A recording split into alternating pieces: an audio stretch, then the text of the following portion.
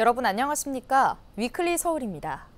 목동 아파트 14개 단지 재건축이 속도를 내고 있는 가운데 단지별 재건축 밑그림이 하나둘 그려지고 있습니다. 최근 5번째로 정비계획이 공개된 13단지는 역세권을 중심으로 한 개방형 대단지로 탈바꿈할 전망입니다. 김호 기자의 보도입니다. 양천구는 최근 재건축이 추진되고 있는 목동 13단지의 정비계획 수립 및 정비구역 지정안을 주민들에게 공개했습니다. 정비계획에 따르면 목동 13단지는 용적률 300%가 적용돼 최고 49층으로 건립되며 공공주택 550세대를 포함해 3,751세대가 들어섭니다. 기존보다 34층이 높아지고 1,471세대가 늘어납니다. 면적별로는 60제곱미터 미만이 729세대, 60에서 85제곱미터는 1,825세대, 85제곱미터 이상은 1,197세대가 건립됩니다. 이 300%의 실제 배치가 되는지를 확인하는 그런 계획안이라고 이해하시면 좋을 것 같고요. 이렇게 배치했을 때 나오는 세대수가 한 3,750세대에 나옵니다. 그중에 분양이 3,200세대 정도 되고요. 임대주택이 550세대 정도 나오는 계획안이 되겠습니다. 목동 13단지는 지하철 2호선 양천구청역과 인접해 있는 초역세권입니다. 이에 따라 건립되는 24개 동은 역세권 중심의 개방형 단지로 조성됩니다. 지하철역과 경찰서 등 공공시설을 연결하는 지하 보행로가 조성되고 공공업무시설과 근린생활시설이 집중 배치됩니다. 또 대로변에는 중저층을 배치해 개방감을 주고 중앙부에는 고층을 배치해 랜드마크로 조성합니다. 특히 단지를 관통하는 공공보행통로를 만들어 열린 단지를 조성할 계획입니다. 주민분들이 왜 이걸 열어줘야 되느냐? 공짜로 열어주는 건 아니고요. 이 공공보행 통로에 따라서 앞서 허용 용적률에 따른 인센티브 용적률로 한 6% 정도 받기 때문에 그만큼 공공에 제공하는 공공보행 통로이기 때문에 그거에 대한 인센티브도 우리가 받고 있다. 이렇게 이해해 주시면 좋을 것 같습니다. 양천구는 다음 달 11일까지 정비계획안 공람을 실시하고 주민 의견 수렴과 신속통합기획자문회의 등을 거쳐 연말까지 서울시에 정비구역 지정을 신청할 예정입니다. 따라서 계획대로라면 내년 초 목동 13단지에 대한 정비구역 지정이 이루어질 전망입니다. 6단지가 정비계획 고시가 8월인가 됐으니까 그러면 내년 초에 고시가 되면 한 6개월 정도 차이밖에 안 생기는 겁니다. 그동안 여러분들께서 그 속도에 굉장히 갈증을 느끼셨는데 그 부분은 구에서 최대한 속도를 내고 있다는 말씀드리고 재건축이 추진되고 있는 목동 14개 단지는 13단지를 포함해 현재까지 5개 단지의 밑그림이 그려졌습니다. 정비구역 지정이 이루어진 6단지를 필두로 내년 초에는 정비구역 지정이 잇따를 전망이어서 목동 아파트 재건축 속도는 더욱 탄력을 받을 전망입니다. 헬로티비 뉴스 김호입니다. 은평구 곳곳에서 여러 형태의 정비 사업이 추진되고 있습니다. 이런 곳이 80여 곳에 달하는데요.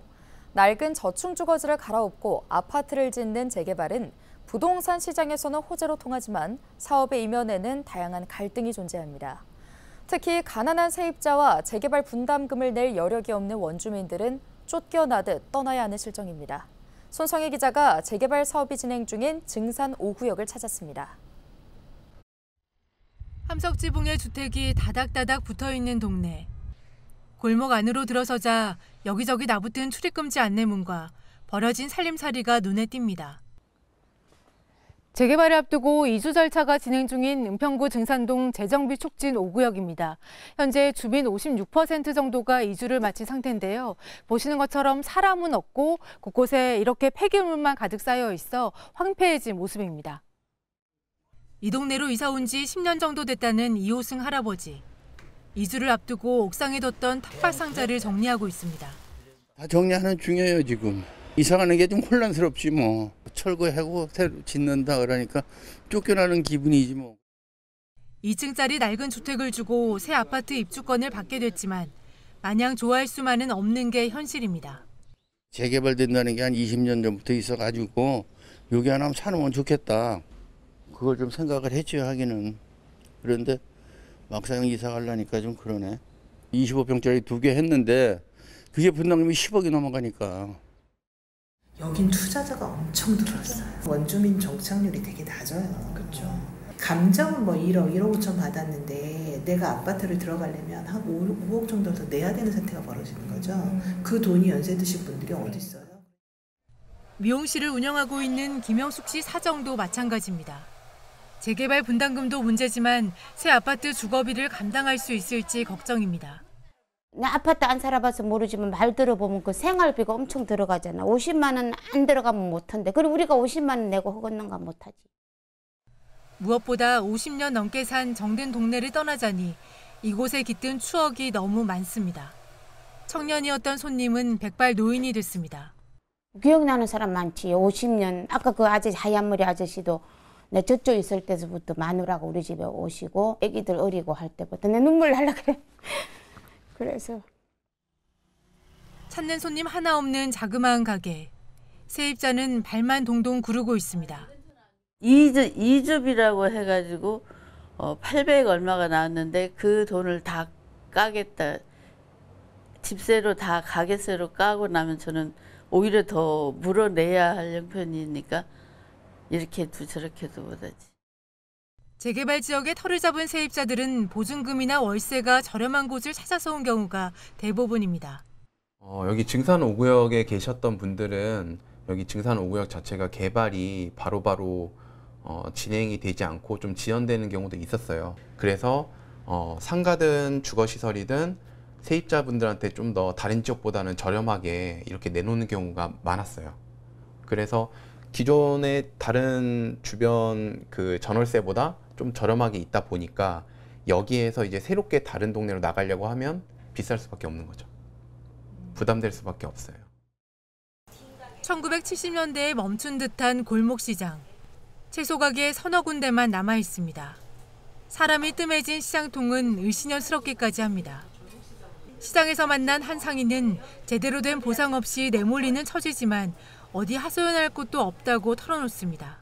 이 동네에서 그래도 40-50년을 애들 아들 하나 딸 하나 둘이 나가지고 키워서 애들 다 시집장가 보내고 여기가 터전이 되었는데 이렇게 되니까 이루 말할 수가 없어요. 증산동 195번지 일대는 기존에 살던 주민들이 떠나고 나면 최고 30층 높이의 1,700세대가 넘는 대규모 아파트 단지로 탈바꿈합니다. 원주민들이 이제 쫓겨나가고 새로운 중산층 이상의 소득이 되는 분들이 들어오면서 상향 여가가 발생하는데 사실 굉장히 어려운 문제이기도 합니다. 경기도 외곽이나 인천으로 거기서도 또 떠밀려서 굉장히 열악한 주거지로 또 등 떠밀려가는 부작용들이 생기기 때문에 원래 살고 있는 원주민들을 어떻게 잘 보호하고 그런 제도적인 보완 장치가 좀 필요할 것 같습니다. 재개발 사업은 낙후된 주거 환경을 개선하면서 도시 환경 전반을 정비하기 때문에 지역 가치 상승으로 이어집니다. 하지만 개발에 대한 기대감 너머엔 생활의 근거를 상실하게 되는 세입자 등 저소득 원주민들의 고통이 있습니다. 헬로티비 뉴스 손성혜입니다.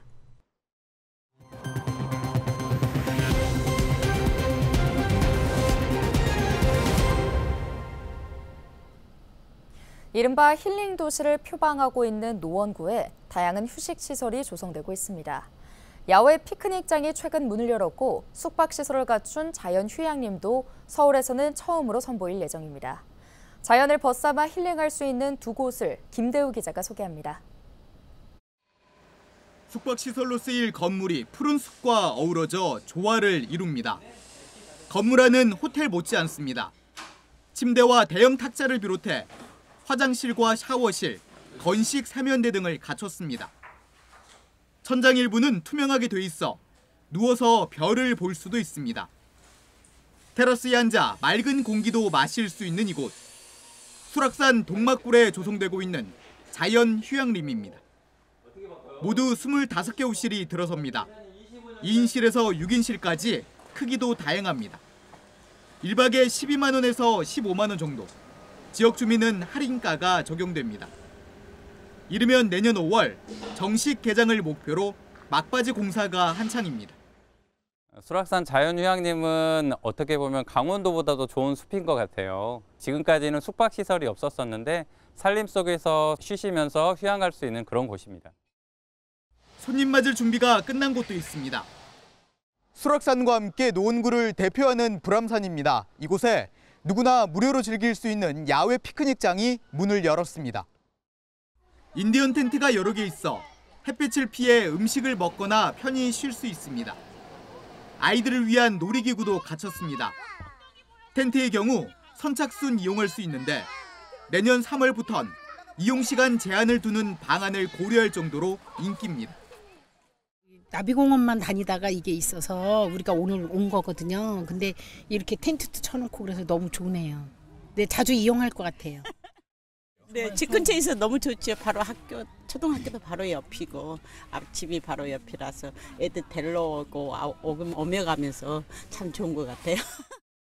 산과 숲 등의 자원을 있는 그대로 적극 활용하며 지역 발전을 꾀하고 있는 노원구. 자연을 벗삼아 휴식을 취하고 싶은 도시인들의 발길을 이끌고 있습니다. BTV 뉴스 김대우입니다. 단풍이 물들기 시작하면서 등산 계획 세우시는 분들 많으실 겁니다. 그만큼 산악사고 소식도 잇따르고 있는데요. 산에 오르시기 전 준비 철저히 하고 가셔야겠습니다. 보도에 전소연 기자입니다. 지난 15일 새벽 4시 설악산 노적봉 인근. 구조대원이 어둠을 뚫고 험난한 바위를 오릅니다. 조난 신고가 접수된 건 전날 저녁 8시쯤.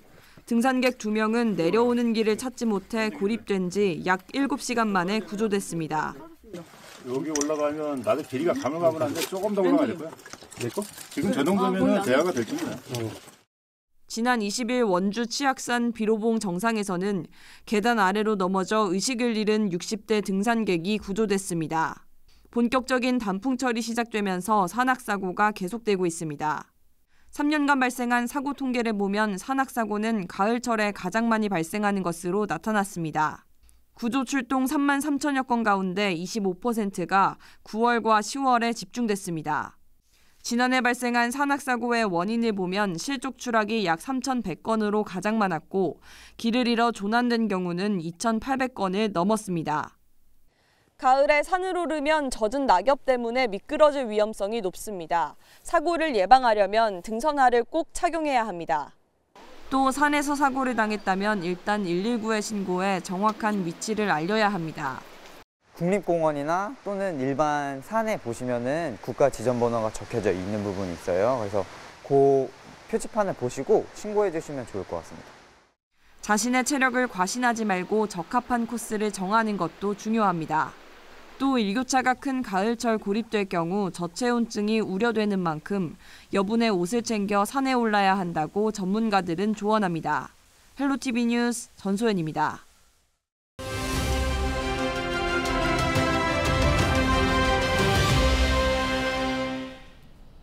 은평소방서가 신속한 응급처치로 시민의 생명을 구한 구급대원 15명에게 하트세이버 인증서를 수여했습니다. 하트세이버는 심폐소생술로 소중한 생명을 구한 이들을 말하는데요. 우리 동네 히어로 골든타임 4분의 기적을 만들어낸 하트세이버를 손성희 기자가 만났습니다.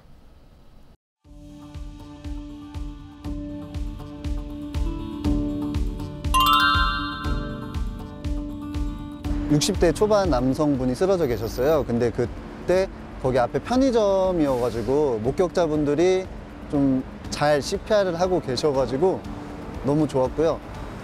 저희가 도착해서 전문 의약품도 쓰고 전문 기도유지, 정맥류 확보 이런 거 다 해가지고 한 3에서 4분 정도 걸렸는데 그때 심장이랑 호흡이 돌아와가지고 병원으로 이송한 사례고요.